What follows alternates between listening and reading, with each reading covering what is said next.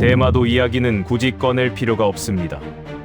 일본은 지금 전례 없는 국면의 문 앞에 서 있습니다. 한국과의 독도 갈등이 다시 고조되는 가운데 뜻밖의 발견 하나가 조용한 파문을 만들었습니다. 한국의 한 기록 연구자가 일본 외교 문서를 정리하던 과정에서 이상한 지점을 발견했습니다. 독도에 대해서는 그토록 적극적으로 영유권 주장을 펼치고 있는 일본이 대마도에 대해서는 놀라울 정도로 말을 아끼고 있다는 점이었습니다. 왜일까요? 일본 입장에서 대마도는 굳이 언급할 필요가 없는 사안이었기 때문일까요? 이 질문 앞에서 일본은 줄곧 같은 태도를 유지해왔습니다. 그 문제는 굳이 공식화할 필요가 없습니다. 이 침묵의 의도를 두고 외교 역사 분야에서는 수십 가지 해석이 쏟아졌습니다. 그러던 중 하나의 기록이 다시 주목받기 시작했습니다. 조선왕조실록. 국가가 공식적으로 편찬하고 남긴 역사 문서입니다. 이 기록 속에는 대마도가 어떤 인식과 질서 속에서 다뤄졌는지가 차분하게 남아 있습니다. 지금 그 모든 이야기의 전말을 공개합니다. 시작하기 전 대한민국 화이팅! 댓글로 한국을 응원해주세요. 좋아요, 구독 버튼 눌러주시면 영상 제작에 큰 힘이 됩니다. 안녕하세요. 저는 올해 42살 김준호입니다. 지금은 서울의 작은 기록 연구 공간에서 동아시아 외교 문서를 정리하고 분석하는 일을 하고 있어요. 전에는 언론사 국제부 기자였죠. 올해 초였을 겁니다. 일본 외교 문서를 정리하던 중 이상한 점을 발견했어요. 대마도에 관한 이야기가 거의 없었죠. 아니, 정확히는 있긴 한데 놀라울 정도로 조용했습니다. 한국에서는 가끔 영토 문제로 거론되는 섬인데 일본 쪽 자료에서는 그냥 지나가듯 언급될 뿐이었어요. 처음엔 당연하다고 생각했습니다. 일본 입장에서는 자기 땅이니까 굳이 떠들 이유가 없겠죠. 독도처럼 강하게 주장할 필요도 없고요. 그런데 며칠 동안 자료를 뒤적이다 보니 뭔가 이상했어요. 독도에 대해서는 그렇게 적극적으로 자기 주장을 펼치는데 대마도에 대해서는 왜 이렇게 말이 없는 걸까요? 저는 이토 다카시라는 학자를 알고 있습니다. 일본 근대사 문서를 평생 정리해온 사람이에요. 몇 년 전 학술 세미나에서 만난 적이 있는데 그때 명함을 주고받았죠. 그 사람에게 메일을 보냈습니다. 대마도 관련 자료를 찾고 있다고 일본 측 공식 문서나 교과서 기록이 있으면 공유해달라고요. 답장은 생각보다 빨리 왔어요. 이토 다카시는 친절하게도 몇 가지 자료를 첨부해줬습니다. 일본 중학교 역사 교과서 몇 권, 외무성 공식 자료 목록, 그리고 전후 영토 관련 문서 3긴이었죠. 고맙다는 답장을 보내고 파일을 열었습니다. 교과서부터 확인했어요. 페이지를 넘기면서 대마도라는 단어를 찾았죠. 그런데 없었습니다. 아예 없더군요. 쓰시마라는 표현조차 거의 안 나왔어요. 한두 번 지나가듯 언급될 뿐이었습니다. 독도에 대해서는 다케시마라는 이름으로 여러 쪽에 걸쳐 설명하면서 대마도는 그냥 섬 하나 정도로만 다뤄지고 있었죠. 이상했습니다. 역사적으로 대마도는 조선과 일본 사이에서 중요한 역할을 했던 섬이에요. 조선시대 내내 외교 통로였고 임진왜란 때도 거점이었죠. 그런데 왜 일본 교과서에는 이렇게 조용한 걸까요? 외무성 자료도 마찬가지였어요. 영토 관련 공식 입장을 정리한 문서 목록을 보니 북방영토, 센카쿠 열도, 다케시마에 대해서는 상세한 설명이 있었습니다. 그런데 대마도는 아예 항목 자체가 없었죠. 당연히 자기네 땅이니까 굳이 설명할 필요가 없다고 생각할 수도 있겠지만 뭔가 석연치 않았어요. 저는 다시 이토 다카시에게 메일을 보냈습니다. 혹시 대마도의 역사적 지위에 관한 논쟁이 일본 내에서 있었는지, 정부 차원에서 공식 입장을 밝힌 적이 있는지 물어봤죠. 이번에는 답장이 조금 늦게 왔어요. 사흘쯤 지나서 메일함에 알림이 떴습니다. 이토 다카시는 조심스러운 어조로 답했어요. 일본 정부가 대마도 문제에 대해 공식적으로 입장을 밝힌 적은 거의 없다고 했습니다. 학계에서도 별로 다뤄지지 않는 주제라고 하더군요. 그러면서 한 가지를 덧붙였어요. 만약 제가 관심이 있다면 사사키 료라는 사람을 소개해주겠다고요. 일본 외무성 사료관에서 오래 일했던 기록 관리자인데 이런 종류의 문서에 대해 잘 알 거라고 했습니다. 저는 흔쾌히 받아들였죠.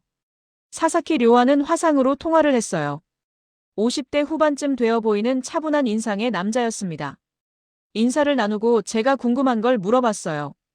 대마도에 관한 일본 정부의 공식 문서가 있는지, 있다면 어떤 내용인지요. 사사키료는 잠시 생각하더니 말했습니다. 대마도 관련 문서는 있지만 공개된 자료는 많지 않다고요.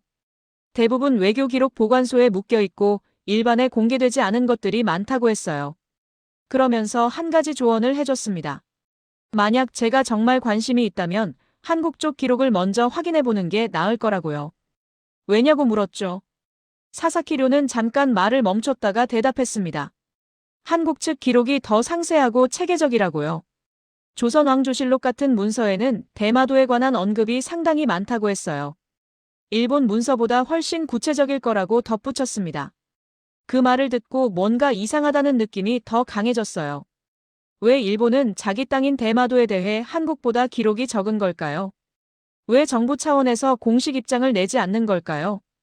독도처럼 적극적으로 주장하지도 않고 그렇다고 포기한 것도 아닌 것 같았습니다. 그냥 조용히 넘어가려는 것처럼 보였어요. 저는 사사키류에게 물었습니다.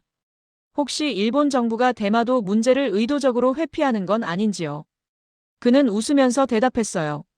자기는 그저 기록 관리자일 뿐이라고 정부 의도는 모른다고 했습니다. 다만 한 가지는 확실하다고 했죠. 대마도에 관한 한 일본은 언제나 조용했다고요. 화상 통화를 끝내고 저는 자리에 앉아 생각했습니다. 이건 단순한 영토 문제가 아닐 수도 있겠다는 느낌이 들었어요. 뭔가 더 깊은 이유가 있을 것 같았죠. 일본이 침묵하는 데는 분명 이유가 있을 겁니다. 자신감 때문일 수도 있고 아니면 반대로 불안감 때문일 수도 있어요. 저는 책상 서랍을 열고 예전에 받아둔 조선왕조실록 디지털 자료 목록을 꺼냈습니다. 사사키 료의 조언대로 한국 쪽 기록부터 확인해 보기로 했어요.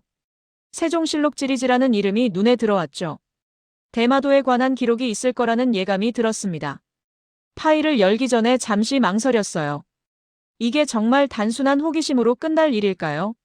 아니면 제가 예상하지 못한 뭔가를 발견하게 될까요? 기록이라는 건 때로 우리가 믿고 싶은 것과 다른 진실을 보여주곤 합니다. 그게 두려웠던 것 같아요. 하지만 결국 마우스를 클릭했죠. 화면에 한자와 한글이 섞인 문서가 떴습니다. 천천히 읽기 시작했어요. 대마도라는 글자가 보였고 그 아래로 설명이 이어졌습니다. 저는 숨을 멈추고 문장 하나하나를 따라갔어요. 그때 깨달았습니다. 왜 일본이 조용한지, 왜 아무도 이 이야기를 크게 하지 않는지. 이건 단순히 역사 해석의 문제가 아니었어요. 기록 자체가 말하고 있었습니다. 명확하게요. 저는 모니터를 바라보며 생각했어요. 이걸 어떻게 받아들여야 할까? 이게 정말 사실이라면 지금까지 우리가 알던 상식이 잘못된 걸까요? 아니면 누군가 의도적으로 침묵해온 걸까요? 다음 날 아침 출근하면서도 머릿속이 복잡했습니다. 기록은 거짓말을 하지 않아요. 사람이 거짓말을 하죠. 그런데 이 경우엔 누가 거짓말을 한 걸까요? 아니면 모두가 그냥 모른 척한 걸까요? 책상에 앉아 커피를 마시면서 창밖을 봤어요. 서울거리가 평온하게 보였습니다. 사람들은 출근하고 차들은 지나가고 모든 게 평범했죠. 하지만 제 안에서는 뭔가 바뀌기 시작했어요. 이 이야기를 그냥 넘길 수 없을 것 같았습니다. 저는 다시 파일을 열었어요. 조선왕조실록, 세종실록 지리지, 그리고 일본 외무성 자료 목록. 이 문서들 사이 어딘가에 답이 있을 겁니다. 왜 일본은 침묵하는지, 왜 한국은 주장하지 않는지, 왜 이 섬은 항상 애매하게 남아있는지. 기록을 다루는 사람으로서 저는 알아야 했어요. 진실이 뭔지, 침묵이 의미하는 게 뭔지. 그래서 본격적으로 자료를 정리하기 시작했습니다. 하나씩 천천히 놓치지 않으려고 조심하면서요. 이 이야기가 어디로 갈지 저도 몰랐어요. 다만 한 가지는 확실했습니다. 이건 단순한 역사 공부가 아니라는 거요. 뭔가 더 큰 의미가 숨어 있을 것 같았어요. 그리고 그걸 찾아내는 게 제 일이 될 것 같았습니다.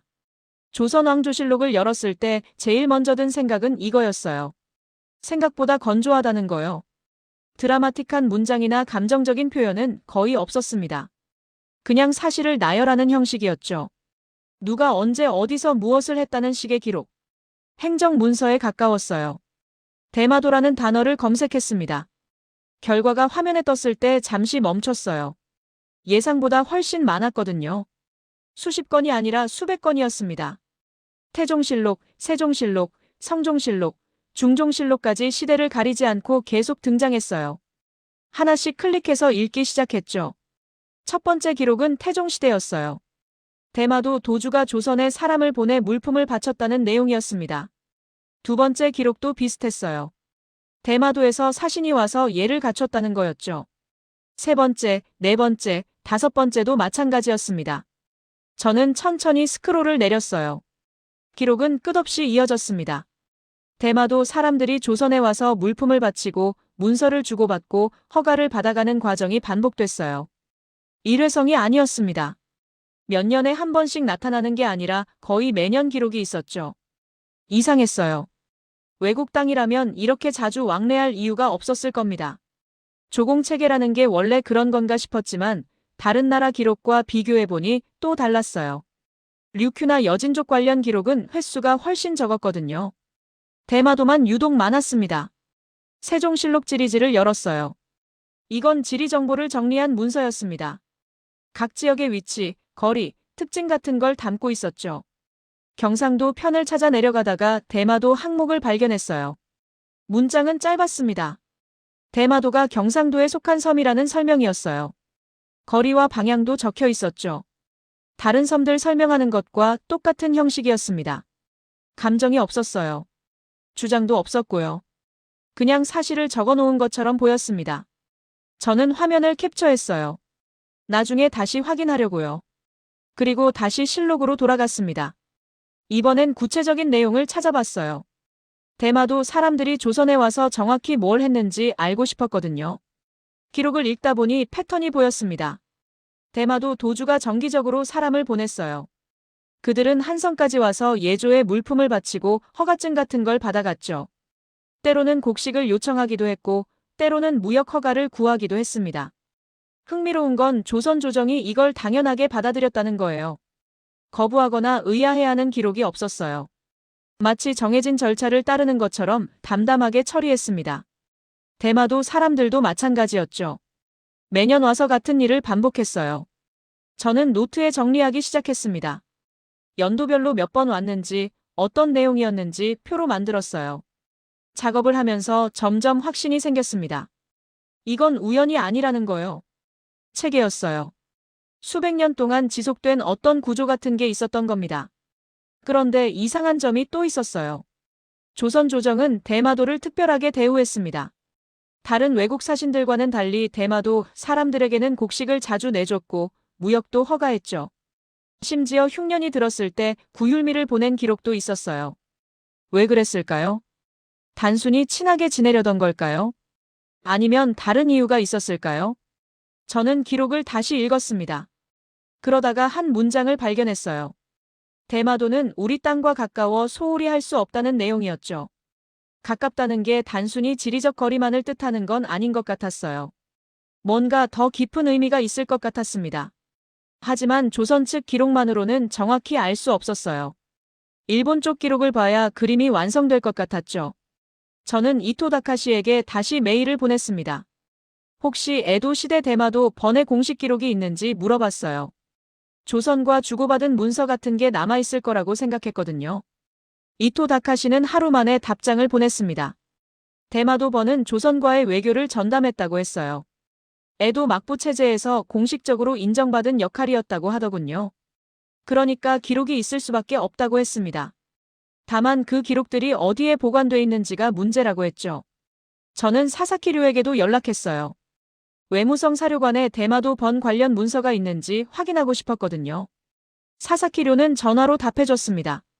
있긴 한데 대부분 공개되지 않았다고 하더군요. 외교 문서 보관함에 묶여 있다고 했어요. 왜 공개하지 않냐고 물었습니다. 사사키류는 잠시 말을 멈췄다가 대답했어요. 민감한 내용이 있어서 그런 것 같다고 했죠. 구체적으로 뭐가 민감한지는 자기도 모른다고 했습니다. 다만 정부 방침이라고 하더군요. 그 말을 듣고 저는 더 궁금해졌어요. 민감하다는 건 뭘까요? 조선 측 기록은 그냥 행정 문서처럼 건조한데 일본 측 기록은 왜 민감할까요?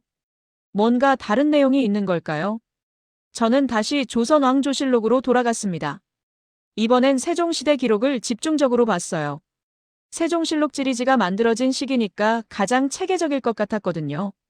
예상대로 기록이 상세했습니다. 대마도 도주가 세종에게 글을 올린 내용이 있었어요. 자기들이 조선의 은혜를 입고 산다는 표현이 나왔습니다. 곡식을 받아서 백성들을 먹여 살린다는 거였죠. 그리고 앞으로도 계속 조선을 섬기겠다고 했어요. 섬긴다는 표현이 눈에 걸렸습니다. 외교적 수사일 수도 있지만 너무 구체적이었어요. 단순히 친하게 지낸다는 뜻이 아니라 실질적인 관계를 말하는 것 같았죠. 저는 이 부분을 따로 표시해뒀습니다. 며칠 동안 자료를 정리하면서 저는 하나의 가설을 세웠어요. 대마도는 형식적으로든 실질적으로든 조선과 긴밀한 관계였다는 거요. 지금 우리가 생각하는 것보다 훨씬 가까웠을 수 있다는 생각이 들었습니다. 하지만 이건 어디까지나 조선 측 시각이었어요. 일본은 어떻게 봤을까요? 대마도 번 자체는 어떻게 생각했을까요? 그걸 알려면 일본 기록을 봐야 했습니다. 그래야 전체 그림이 보일 것 같았어요. 저는 책상 앞에 앉아 생각했습니다. 만약 일본 기록이 조선 기록과 비슷하다면 어떻게 될까요? 그럼 이건 단순한 역사 해석 문제가 아니게 되는 거죠. 반대로 일본 기록이 완전히 다르다면 어느 쪽을 믿어야 할까요? 고민 끝에 결정했습니다. 직접 확인하기로요. 공개된 자료가 없다면 비공개 자료에 접근할 방법을 찾아야 했어요. 연구 목적으로 신청하면 일부는 볼 수 있을지도 모른다고 생각했죠. 저는 이토 다카시와 사사키 료에게 다시 연락했습니다. 정식으로 자료 열람을 신청하고 싶다고 했어요. 연구 계획서도 쓸 생각이었죠. 이토 다카시는 도와주겠다고 했습니다. 사사키 료는 어렵겠지만 시도해볼 만하다고 했어요. 신청서를 작성하면서 조심스러워졌어요. 너무 민감한 주제라고 생각될까봐 걱정됐거든요. 그래서 최대한 학술적으로 표현했습니다. 조선과 대마도의 외교관계 연구라고 제목을 붙였죠. 영토 문제라는 단어는 쓰지 않았어요. 서류를 제출하고 며칠을 기다렸습니다. 그동안 조선 왕조실록을 계속 읽었어요. 읽으면 읽을수록 확신이 생겼습니다. 이 기록들은 거짓이 아니라는 거요. 너무 구체적이고 반복적이었거든요. 누군가 지어낸 이야기라면 이렇게까지 일관성을 유지하기 어려웠을 겁니다. 일주일쯤 지나서 답장이 왔어요. 일본 외무성 사료관에서 보낸 메일이었습니다. 제 신청이 검토 중이라고 하더군요. 결과는 한 달 안에 통보하겠다고 했어요. 승인될지 거부될지 알 수 없었지만 일단 기다리기로 했습니다. 그 한 달 동안 저는 조선 측 자료를 최대한 많이 모았어요. 혹시 일본 자료를 보게 되면 비교할 수 있도록요. 노트는 점점 두꺼워졌고 파일은 계속 늘어났습니다. 어느새 이 작업이 제 일상이 됐어요. 어느 날 퇴근길에 문득 생각했습니다. 만약 일본 기록을 보게 된다면 뭘 발견하게 될까? 조선 기록과 같은 내용일까? 다른 내용일까? 아니면 아예 상반된 내용일까? 궁금했지만 동시에 두렵기도 했어요. 기록은 때로 우리가 원하는 답을 주지 않거든요. 때로는 불편한 진실을 보여주기도 하죠. 그게 두려웠습니다. 하지만 이미 시작한 일이었어요. 여기서 멈출 수는 없었죠. 저는 집에 돌아와 노트북을 열었습니다. 메일함을 확인했어요. 새 메일은 없었지만 곧 올 거라는 예감이 들었습니다. 그리고 그 메일이 뭔가를 바꿀 거라는 느낌도 들었어요. 창밖을 보니 서울 야경이 보였습니다. 불빛들이 반짝이고 있었죠. 평범한 밤이었어요. 하지만 제 안에서는 뭔가 달라지고 있었습니다. 이 이야기가 어디로 갈지 아직 몰랐지만 분명한 건 하나 있었어요. 진실은 생각보다 가까이에 있을지도 모른다는 거요. 그리고 그 진실이 우리가 믿어온 것과 다를 수도 있다는 거였죠. 저는 노트북을 덮고 잠자리에 들었습니다. 내일 아침 다시 확인하면 될 거라고 생각하면서요. 한 달이 지났습니다. 외무성 사료관에서 메일이 왔어요. 제 신청이 승인됐다고 하더군요. 다만 조건이 있었습니다. 직접 방문은 어렵고 디지털 사본으로만 제공할 수 있다고 했어요. 그것만으로도 감사했죠. 일주일 뒤 파일이 도착했습니다. 용량이 꽤 컸어요. 압축을 풀고 폴더를 열었을 때 적잖이 놀랐습니다. 문서가 예상보다 훨씬 많았거든요. 대마도 번과 에도 막부가 주고받은 기록, 조선과의 외교 문서, 내부 행정 기록까지 다양했어요. 저는 천천히 하나씩 열어봤습니다. 일본어로 된 문서였지만 한자가 많아서 대충은 이해할 수 있었어요. 번역 프로그램도 사용했죠. 첫 번째 파일은 에도 시대 초기 기록이었습니다. 대마도 번주가 막부에 보고한 문서였어요. 조선과의 관계 유지가 중요하다는 내용이었죠. 구체적인 이유도 적혀 있었습니다. 대마도는 농사지을 땅이 부족해서 조선으로부터 곡식을 받아야 한다고 했어요. 그래야 백성들을 먹여 살릴 수 있다고 했습니다. 두 번째 파일도 비슷했어요. 조선과의 무역 허가를 요청하는 문서였습니다. 대마도 번은 막부에 계속 이런 요청을 했던 것 같았어요. 그리고 막부는 대부분 허가했죠. 조선과의 관계를 해치지 말라는 지시도 함께 내렸습니다. 흥미로운 건 표현이었어요. 대마도 번은 조선을 대할 때 매우 조심스러운 언어를 사용했습니다. 예를 갖춘다는 표현이 자주 나왔고 조선 조정의 허락을 구한다는 문장도 많았어요. 대등한 관계라기보다는 뭔가 더 조심스러운 느낌이었죠. 저는 조선 왕조실록과 비교하기 시작했습니다. 같은 시기 같은 사건을 다룬 기록들을 찾아서 나란히 놓고 봤어요. 놀라운 건 내용이 거의 일치했다는 겁니다.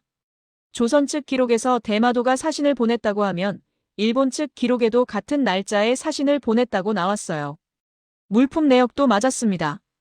조선 기록에 대마도가 토산물을 바쳤다고 나오면 일본 기록에도 조선에 물품을 보냈다는 내용이 있었죠. 심지어 수량까지 비슷했어요. 이건 우연이 아니었습니다. 며칠 동안 자료를 대조하면서 저는 불편해지기 시작했어요. 두 나라 기록이 이렇게 일치한다는 건 뭘 의미할까요? 서로 다른 시각에서 쓴 기록인데 왜 이렇게 비슷한 걸까요? 한쪽이 거짓말을 했다면 이런 일치는 불가능했을 겁니다. 저는 이토 다카시에게 전화를 걸었어요. 이 문서들이 일본 학계에서 어떻게 다뤄지는지 물어봤습니다. 이토 다카시는 잠시 망설이더니 대답했어요. 거의 다뤄지지 않는다고 했죠. 공개된 자료이긴 한데 연구하는 사람이 별로 없다고 하더군요.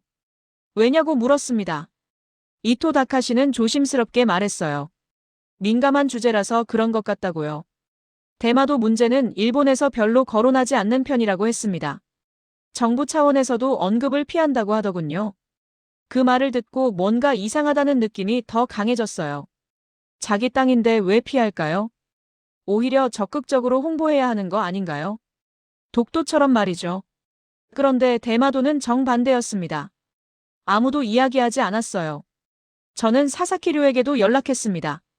혹시 외무성 내부에서 대마도 관련 지침 같은 게 있는지 물어봤어요. 사사키료는 확실하지 않다고 했지만 암묵적으로는 있을 것 같다고 했습니다. 조용히 하라는 분위기라고 하더군요.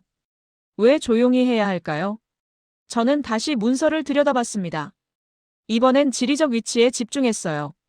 대마도가 어디에 있는지, 주변 해역이 어떤지 확인하고 싶었거든요. 지도를 펼쳤습니다. 대마도는 한국과 일본 사이 한가운데에 있었어요. 부산에서 약 50km, 일본 규슈에서 약 100km 정도 떨어진 위치였죠. 한국 쪽이 훨씬 가까웠습니다. 그런데 중요한 건 거리만이 아니었어요. 해류와 바람을 생각해보니 더 복잡해졌습니다. 대마도는 대한해협 한가운데 있었어요. 한국에서 일본으로 가려면 반드시 이 해협을 지나야 했죠. 반대로 일본에서 한국으로 올 때도 마찬가지였습니다. 역사 기록을 보니 이 섬이 중요한 이유가 조금씩 보이기 시작했어요. 단순히 가깝다는 게 아니라 위치 자체가 특별했던 겁니다. 누가 이 섬을 장악하느냐에 따라 해상 교통이 달라질 수 있었어요. 조선시대 기록을 다시 봤습니다. 세종 때 대마도 정벌 기록이 있었어요. 왜구 문제를 해결하기 위해 군대를 보냈다는 내용이었죠. 그때 조선군이 대마도 곳곳을 장악했다고 나왔습니다. 섬 전체를 돌아다니며 왜구 소굴을 없앴다고 했어요. 일본 측 기록에도 이 사건이 나왔습니다. 대마도 번 입장에서는 큰 충격이었던 것 같았어요. 조선군이 상륙했고 저항했지만 밀렸다고 했습니다. 그 이후 대마도 번주가 조선에 사과 문서를 보냈다는 기록도 있었죠. 저는 화면을 보며 생각했습니다.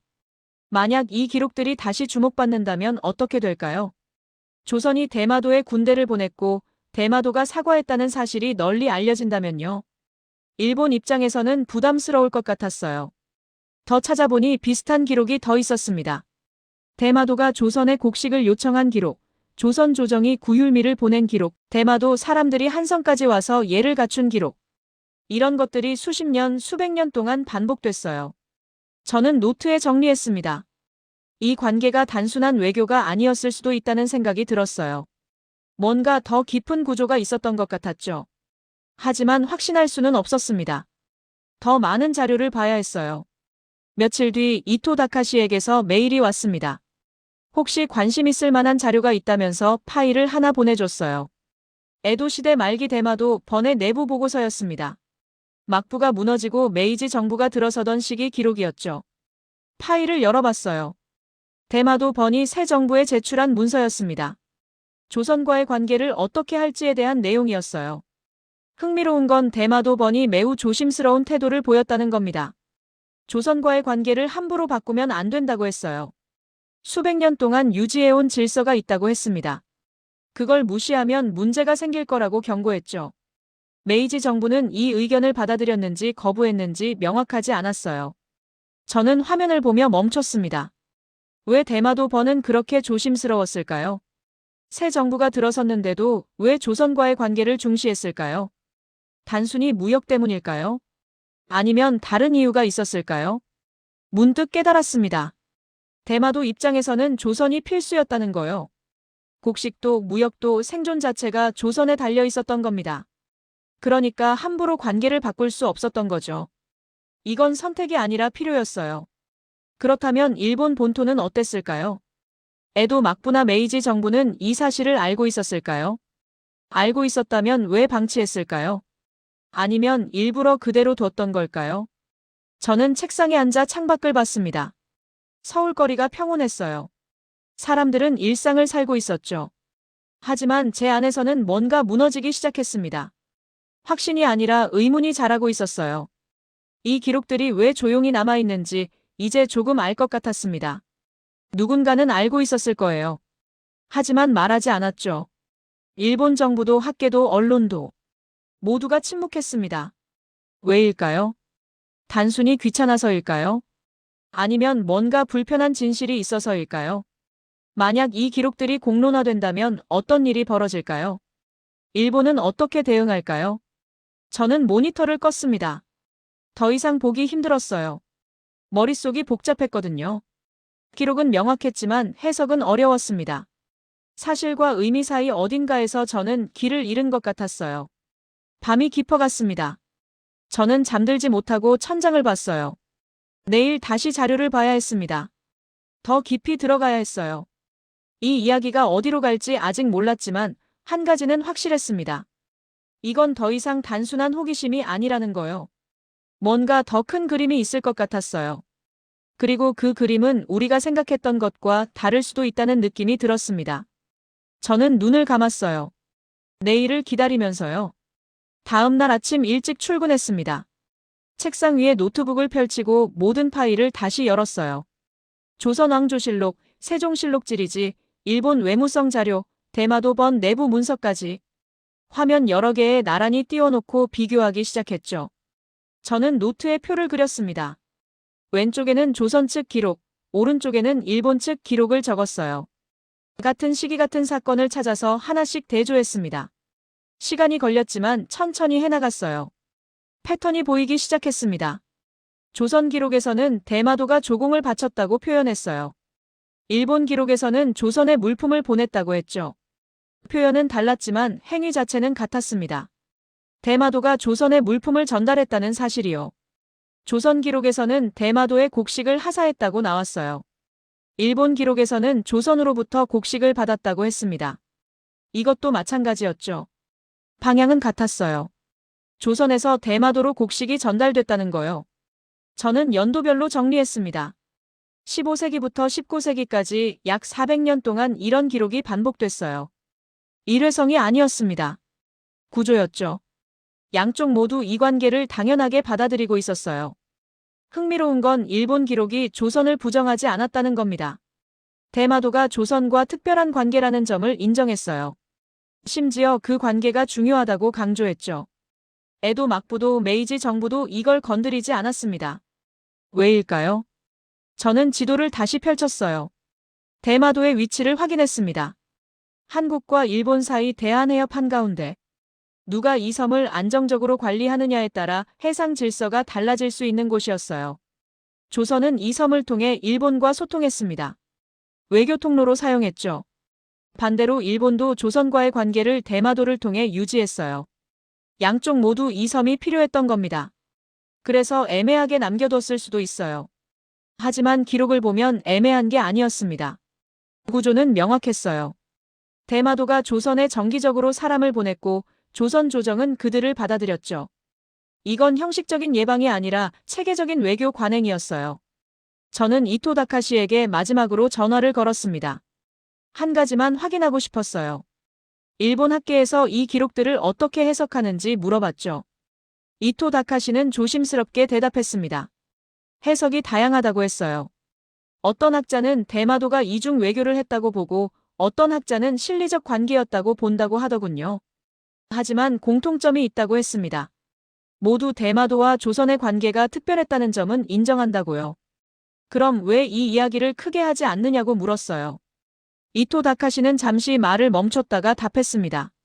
민감하기 때문이라고 했죠. 자세히 설명하지 않았지만 저는 이해했습니다.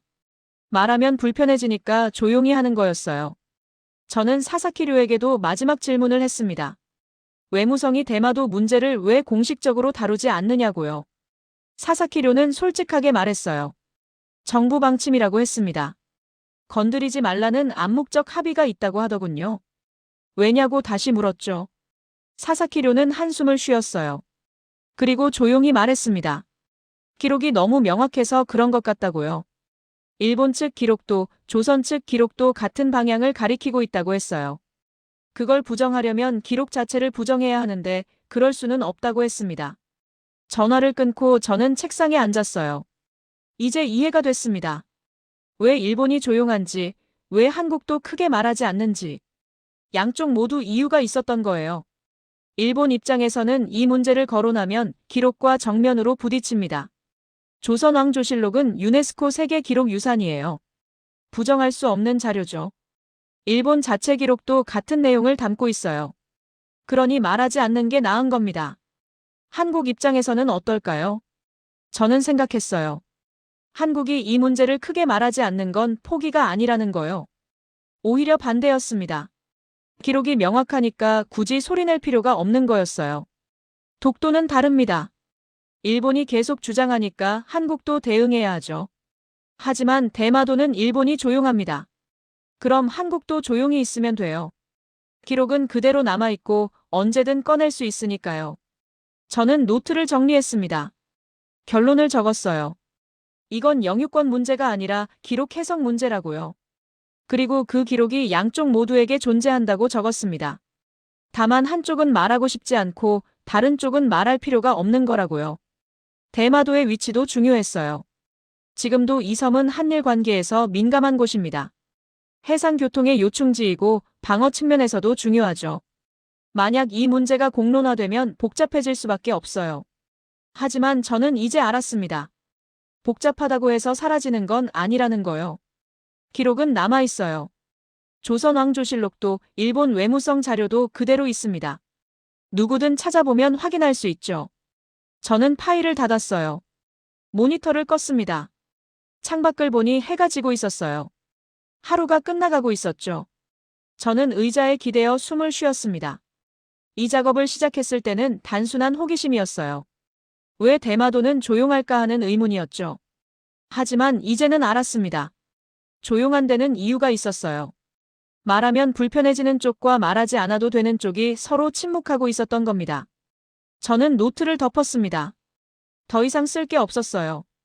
필요한 건 다 정리했죠. 이제 이 이야기를 어떻게 할지 결정해야 했습니다. 보고서로 쓸지, 논문으로 쓸지, 아니면 그냥 개인 기록으로 남길지요. 며칠 동안 고민했어요. 그러다가 결정했습니다. 일단 보고서로 정리하기로요. 연구자료로 남기는 거죠. 누군가 필요하면 찾아볼 수 있게요. 저는 글을 쓰기 시작했습니다. 보고서는 담담하게 썼어요. 감정을 빼고 사실만 나열했습니다. 조선 기록은 이렇고 일본 기록은 이렇다고요. 두 기록이 어떻게 일치하는지도 표로 정리했어요. 해석은 최소화했습니다. 독자가 스스로 판단하게 만들고 싶었거든요. 한 달쯤 걸려서 보고서를 완성했습니다. 100페이지가 넘었어요. 자료도 첨부했죠. 조선왕조실록 발췌본, 일본 외무성 문서 4본, 지도와 표까지. 필요한 건 다 넣었습니다. 보고서를 제출했어요. 연구소 내부 자료로 등록했습니다. 공개 여부는 나중에 결정하기로 했죠. 일단은 기록으로 남기는 게 중요했어요. 사라지지 않게요. 그리고 저는 일상으로 돌아왔습니다. 다른 문서를 정리하고 다른 주제를 연구했어요. 대마도 이야기는 서랍 속에 넣어뒀죠. 하지만 가끔 생각났습니다. 그 기록들이, 그 침묵이요. 어느 날 이토 다카시에게서 메일이 왔어요. 제 보고서를 봤다고 했습니다. 어떻게 봤는지는 모르겠지만 잘 정리됐다고 하더군요. 그러면서 한마디 덧붙였어요. 이런 연구가 더 많아져야 한다고요. 사사키 료도 연락을 해왔습니다. 조심스럽게 물어봤어요. 이 보고서를 공개할 생각이냐고요. 저는 아직 모르겠다고 답했습니다. 때가 되면 자연스럽게 결정될 거라고 했죠. 저는 창밖을 봤어요. 서울거리가 평온했습니다. 사람들은 일상을 살고 있었죠. 대마도가 어디에 속하는지, 기록이 뭘 말하는지 모르는 사람들이 대부분일 겁니다. 하지만 그게 중요한 건 아니에요. 중요한 건 기록이 존재한다는 사실이죠. 누군가 필요하면 찾아볼 수 있다는 거요. 그리고 그 기록이 명확하다는 거예요. 저는 노트북을 덮었습니다. 오늘 작업은 끝났어요. 내일은 또 다른 문서를 정리할 겁니다. 그렇게 시간이 흐르겠죠. 하지만 이 이야기는 남을 겁니다. 조용히 하지만 분명하게요. 기록을 다루는 사람으로서 저는 배웠습니다. 침묵에도 의미가 있다는 걸요. 말하지 않는 것도 선택이라는 걸요. 그리고 그 선택에는 이유가 있다는 걸요. 대마도는 여전히 조용합니다. 일본도 조용하고 한국도 조용하죠. 하지만 기록은 조용하지 않아요. 명확하게 말하고 있습니다. 다만 듣는 사람이 적을 뿐이에요. 저는 자리에서 일어났습니다. 퇴근 시간이었어요. 가방을 들고 사무실을 나섰죠. 복도를 걸으면서 생각했습니다. 언젠가 누군가 이 보고서를 찾아볼 거라고요. 그리고 그때 이 침묵의 의미를 이해하게 될 거라고요. 밖으로 나오니 저녁 공기가 시원했어요. 하늘에는 별이 보였습니다. 저는 천천히 걸었어요. 집으로 가면서 생각했죠. 이 이야기가 끝난 건지 아니면 시작인 건지요. 아마 둘 다일 겁니다. 제게는 끝이지만 누군가에게는 시작이 될 수 있어요. 기록은 그렇게 이어지는 거니까요. 한 사람에서 다른 사람으로, 한 시대에서 다른 시대로요. 저는 집에 도착했습니다. 문을 열고 들어가서 불을 켰어요. 평범한 저녁이었습니다. 저녁을 먹고 샤워를 하고 책을 읽었죠. 그리고 잠자리에 들었어요. 눈을 감으면서 마지막으로 생각했습니다. 이 이야기를 시작하길 잘했다고요. 비록 답은 명확하지 않아도 과정은 의미 있었다고요. 그리고 기록은 남았다고요. 그것만으로 충분했습니다.